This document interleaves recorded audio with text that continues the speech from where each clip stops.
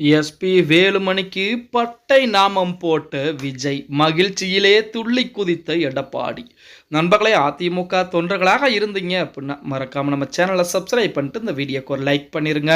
அனைத்திந்திய அண்ணா திராவிட முன்னேற்ற கழகம் என்பது மிகப்பெரிய ஒரு கடல் போன்ற ஒரு இயக்கம். அந்த இயக்கத்தை அழிக்க நினைத்தவர்கள் அழிந்து போவார்கள் அப்படிங்கிறது நம்ம அனைவருக்கும் தெரியும். அந்த இயக்கத்திலே இருந்து கொண்டு அந்த இயக்கத்திலே பிளவை ஏற்படுத்தி அந்த இயக்கத்தின் பொதுச்செயலாளர் கூடிய எடப்பாடி பழனிசாமியுடைய பேச்சை மதிக்காமல் எடப்பாடி பழனிசாமியை பதவியிலிருந்து இறக்க வேண்டும், நமக்கு பதவி கிடைக்க வேண்டும் என்ற எண்ணத்திலே சிலர் செயல்பட்டு கொண்டிருக்கிறார்கள் அப்படிங்கிற தகவல் எல்லாம் இணையதளங்களிலே உலா வந்து கொண்டிருக்கிறது. இப்படிப்பட்ட ஒரு சூழலில் நமது எஸ்பி வேலுமணி அவர்களை பொறுத்த வரைக்கும், சி.வி. சண்முகத்தை பொறுத்த வரைக்கும், அதாவது எடப்பாடி பழனிசாமியுடைய பேச்சை மீறித்தான் விஜய் அவர்களுக்கு ஆதரவுகளை கொடுத்தாங்க. அதுவுமே கிட்டத்தட்ட 25 சட்டமன்ற உறுப்பினர்களுடைய ஆதரவுகளையும் சேர்த்து மொத்தமாக விஜய்க்கு ஆதரவுகளை சட்டமன்றத்திலே கொடுத்தாங்க.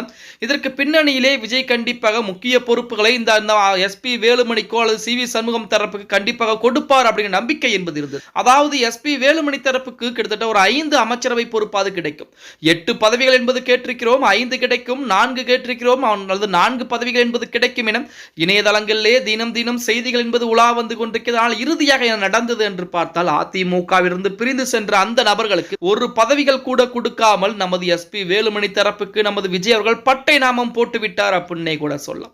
அதுலேயுமே அவர்கள் சொல்லக்கூடிய காரணங்கள் தான் இங்கே மிகப்பெரிய விஷயமாக பார்க்கப்படுகிறது. சட்டமன்ற உறுப்பினர் பொறுப்பை, எம்எல்ஏ பொறுப்பை ராஜினாமா செய்து விட்டால் அந்த தொகுதி காலியான தொகுதியாக அறிவிக்கப்படும்.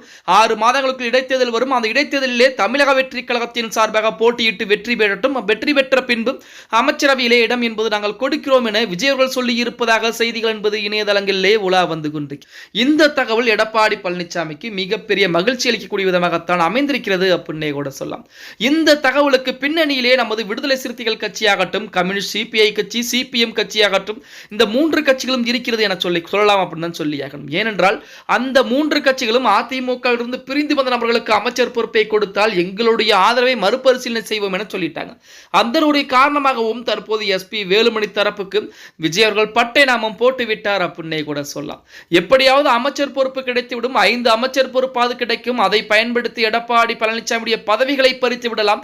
எடப்பாடியை இறக்கிவிட்டு அந்த இடத்திலே பொதுச்செயலராக புதிதாக ஒரு நபரை நியமிக்கலாம் என ஏகப்பட்ட வேலைப்பாடுகள் என்பது பார்க்கப்பட்டது. இறுதியிலே அவருக்கு இருக்கக்கூடிய அந்த 25 சட்டமன்ற உறுப்பினர்களை எடப்பாடி பழனிசாமியின் பக்கம் போவதற்கு அதிகப்படியான வாய்ப்புகள் என்பது இருக்கிறது அப்படிங்கிற செய்திகள் தற்சமயம் இணையதளங்களிலும் சரி உலா வந்து கொண்டிருக்கிறது. எடப்பாடி பழனிசாமி அவர்களை பொறுத்த வரைக்கும் 234 தொகுதியிலும் தனி மனிதனாக பிரச்சாரம் செய்த அவருடைய வயது என்ன, எவ்வளவு வயதாக இருக்கிறது? இந்த வயதிலும் அசராமல் எடப்பாடி பழனிசாமி பிரச்சாரம் செய்தார். யாருக்காண்டி? அவருக்காண்டியா? கிடையாது. அதிமுக வெற்றி பெற வேண்டும் என்ற எண்ணத்தில் தான் பிரச்சாரங்கள் செய்து கொண்டிருந்தார்.